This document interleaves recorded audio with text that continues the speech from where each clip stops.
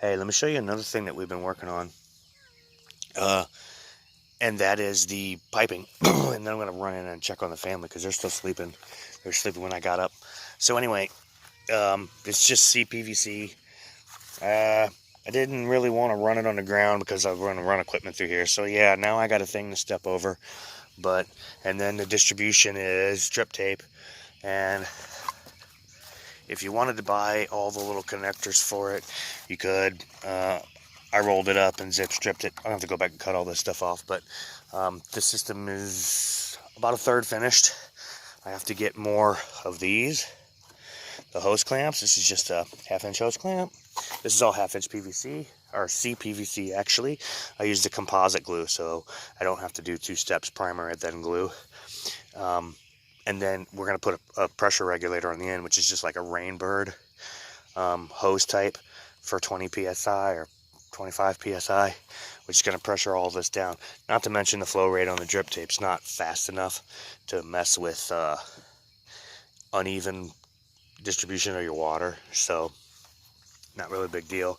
I kept the manifolds together on the box, so one manifold, next manifold. These boxes don't have manifolds until you get to the other end of the manifold, so here and here, and then that completes the run of boxes on one side. You can see I've been working on it. Here's the drip tape and the piping system. I'm out of hose clamps, and I need about 6 more sticks of the CPVC to get the rest of it done. And I probably should buy like maybe 10 so I can add on, because I ran the pipes continuously also above, so that I could just tap into it pretty easily if I needed to run as we start building in the middle and everything else. Who's up? You're only up? Okay. Well, Dad's coming back in. But I was looking for you everywhere. Well, I woke up really early. I woke up at 5:30. Okay. Well, Daddy was up before then. I just decided to get a little bit of work done while everybody was still sleeping. So I'll be in a minute, okay, babe? All right, thank you.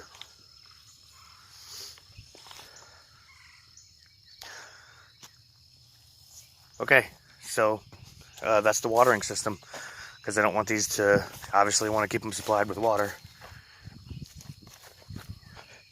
Thank you very much. Have a great day. We looked at the other side, and that's all the automatic watering so far. It's not complete, but I definitely want to get the automatic watering hooked up, because this is time consuming.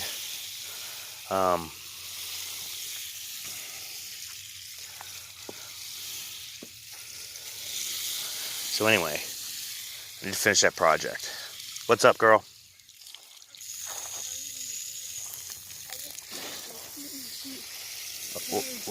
Come here where I can hear you. Say what? I said, I just pet Mixie. You just what? Pet Mixie, and she's very skinny. I know she is. She's thin. I know, because she's using all her food to feed the babies. Yeah. Okay, well, go ahead, babe. Food makes milk, and the milk feeds babies. Right? Yes, the food makes food, right? So for mommies, when after they have a baby, they have to eat a little more so that their bodies can make the milk. Not everybody, like, we're so used to just a lot of people feeding with bottles and stuff, and some of you guys were bottles and some of you weren't, I think. Actually, no, I think all of you were bottles because of the nature of how things went, but... How is it going higher and lower? What? How is it going higher and lower? The wand? The thing that it went then... Oh, because there's a brass valve right here. Do you see that? Okay, so right now it's closed. This is what's called a ball valve, which is like a ball like with a hole in it. Like this stuff over there that you have to twist the thing for it to turn on. Same kind of valve, yes. These two are the same valves. It's called a ball valve. This one's made out of brass. It's a ball with a hole in it, and then when you turn the ball, the hole lets water go through. Can I water this one? Sure, but we need to go in before the rest of the family wakes up, okay?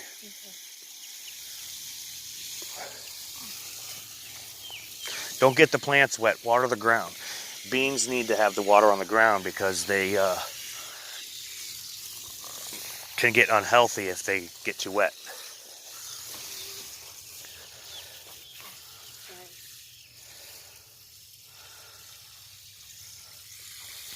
Here, honey, try to control it a little bit. Like, give yourself some slack in the hose. Oh, you can't. Okay, so that means you got to reroute. So just turn it off for now, find another way through, and then finish watering.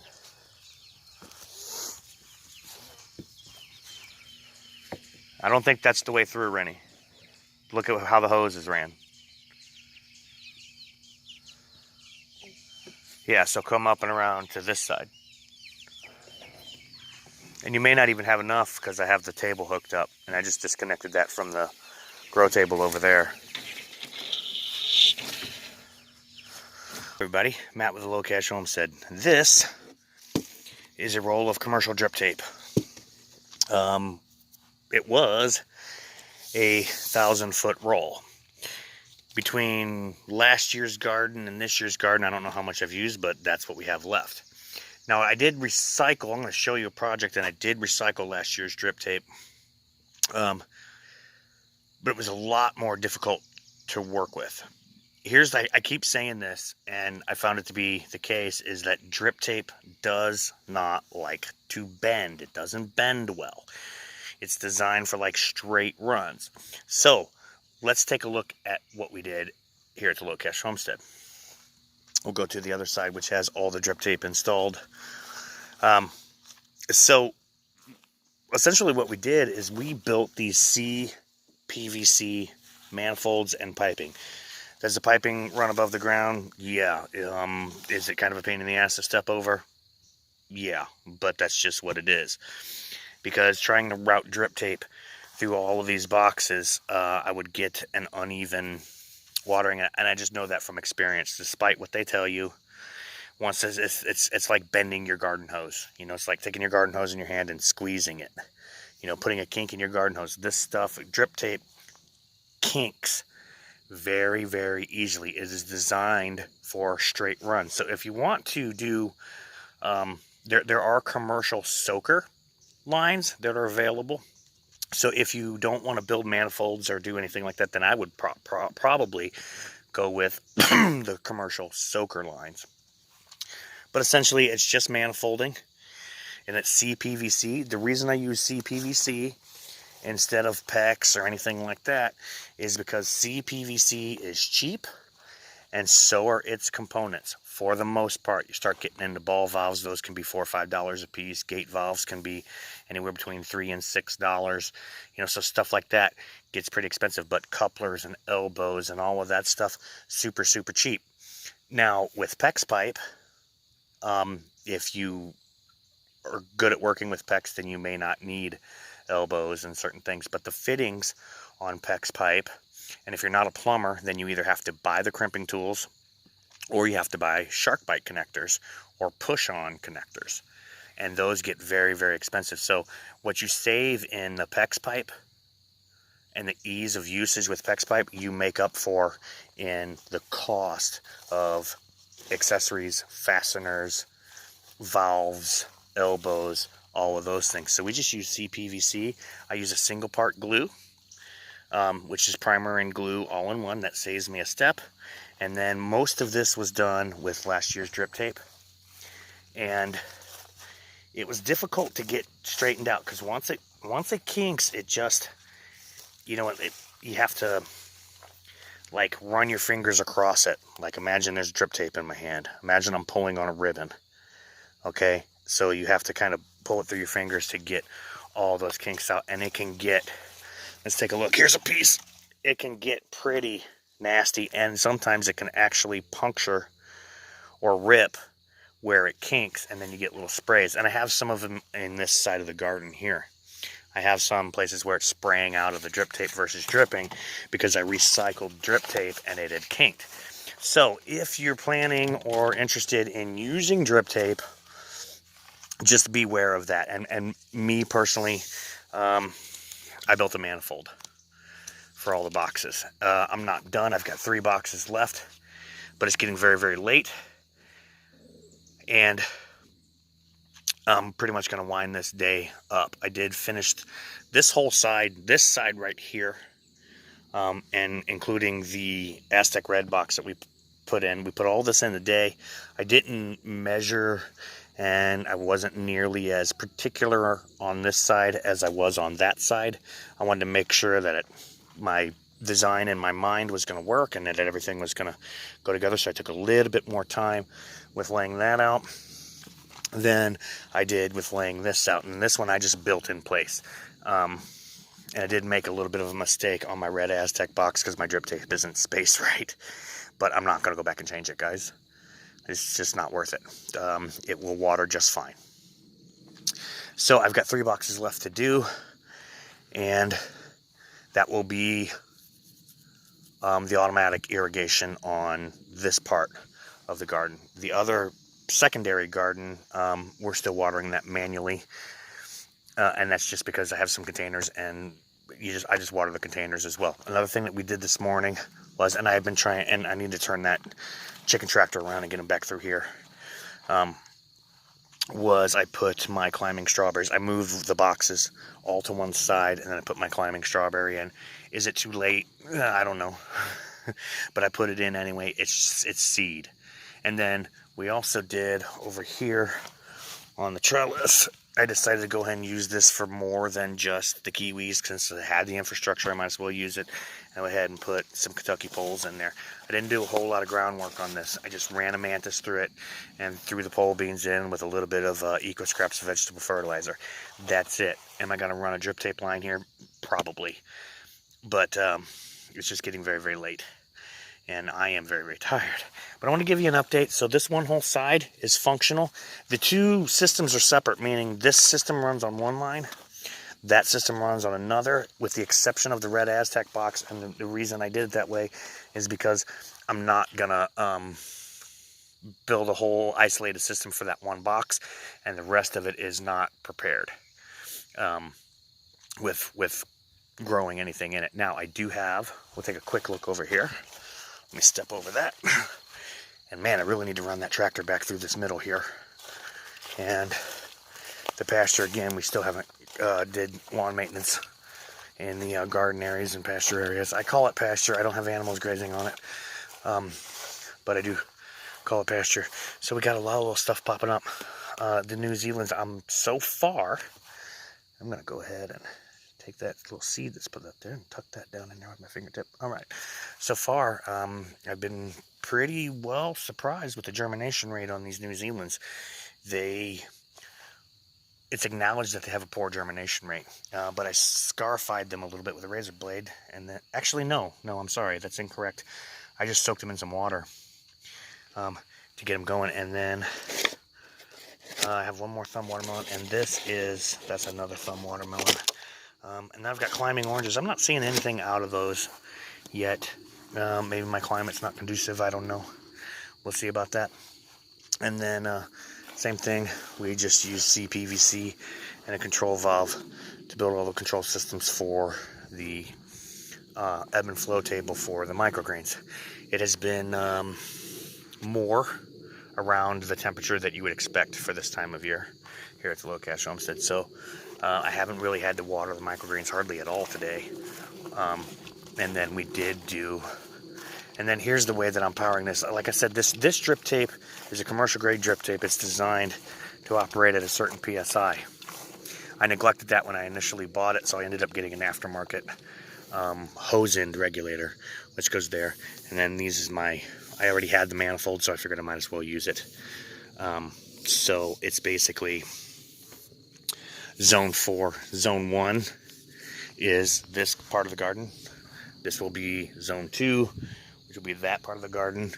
Zone 3, right here, the third nozzle, operates the microgreens table.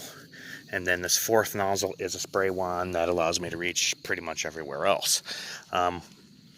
Using the spray wand on just the containers and a few things does not take that much time.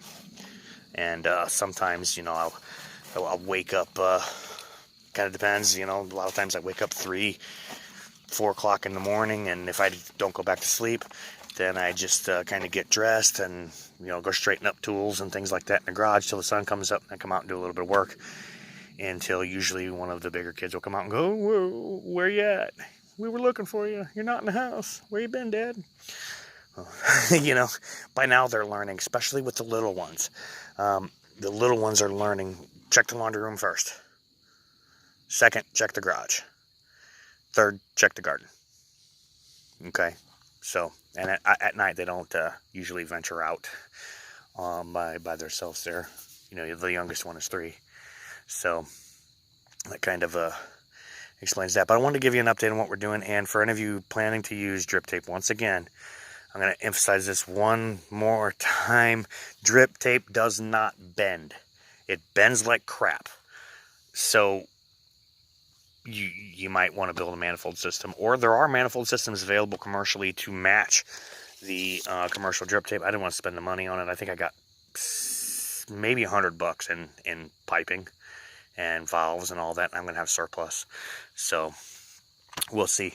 And if I'm lucky, when I get the next high tunnel, maybe I can get the supplier to, let me get out of there. Don't you eat that, cat. This cat wants to chew on my watermelon plant. Get out of there. Your job is to hunt varmint, not eat my watermelon leaves. Hey everybody, Matt with the Low Cash Homestead. We have our irrigation system for all of our boxes and everything we have planted so far done. Like I said, this is the primary garden. The secondary garden is not going to get irrigation. It's potatoes and carrots and stuff that I water by hand. But that's easy. It doesn't take very long. I can just do it with a spray wand. This, on the other hand, with the beans and everything, because you know you don't water beans. You water beans, but you water the ground that the beans are in. You don't want to get the leaves wet. And you know, rain is one thing, but getting the leaves wet is another, because you don't want to. They can spread disease very, very easily, and especially at the high densities. Because I do beans at high densities, guys. And so at high densities, you especially don't want to get the leaves wet, because then if you have a disease or anything, then it can spread through the crop. Okay, so those are Kentucky Wonders. Our Aztec spinach is starting to sprout. I don't know how well you can see it, but it's coming out. It's starting to come out. And we have the drip system installed on this as well. So irrigation is basically for everything that we have installed in the primary garden area. Irrigation is complete, finally. Anything else that we do install will need to have irrigation added, obviously. At least in the primary garden. The secondary garden, as I said, we're not going to irrigate, but we got some interesting things over here. Oh, by the way, I'm going to bring this up again. If you're interested in heirloom comfrey, I have fields of it. Send an email to thelowcashhomestead@gmail.com, and I'll send you information on how you can buy comfrey from me if you're interested in it. You know, our Adirondacks are starting to flower, which means it might be too late, but I've got to get mounding on these. Hey everybody, Matt with the Low Cash Homestead. So right here were some potato plants, and I pulled them up just to kind of see what was going on. And then what I realized, which I kind of suspected, but I figured we were going to give it a try. As I dug down in there, the potatoes that the plants were growing out of were just mush, which means that this clay is just, the soil in this area is just too heavy for potatoes. So I'm not going to bother mounding the rest of these up. I'm just going to let them grow out until they die, and then I'm going to mow them down. And that's basically what I'm going to do here, because growing them in ground just is not going to work at my location. The soil is way too heavy, unless maybe I dump a whole metric S ton of coco coir or peat moss, or you know, a crazy amount of perlite or something in here. This area has been worked a lot less than other parts of the property, so I'm just going to continue bringing my yard scraps over here, and at the end of the season we'll pile it over, and then we'll turn it in. And maybe we won't turn it in. I don't know. I usually turn it in for the primary garden. I turned in for the first couple of years to get it to where it's at. So maybe I'll turn it in, maybe I won't. But as of it now, I don't think I'm going to spend much more time or energy on these potatoes. Just the soil is just too heavy. The seed potatoes are just turning the mush in the ground. It doesn't drain enough. So next season, maybe I will try them in some raised boxes or big plastic containers or something. I don't think the salad bowls are deep enough, but I'm sure I can come up with something by then. Okay, so we're going to scrap the potatoes. As much as I wanted to have a whole ton of potatoes this year, we're going to scrap them. The ground's just too heavy. It's turning and that's not just this one. I picked them up, pulled them up in a couple of places, and dug my hand down in there, and what I found of the seed potato was just mush. So that's a fail. Potatoes plowed in the ground is a fail. At least here at the Low Cash Homestead, we'll have to come up with a different solution. Thank you very much. Have a great day.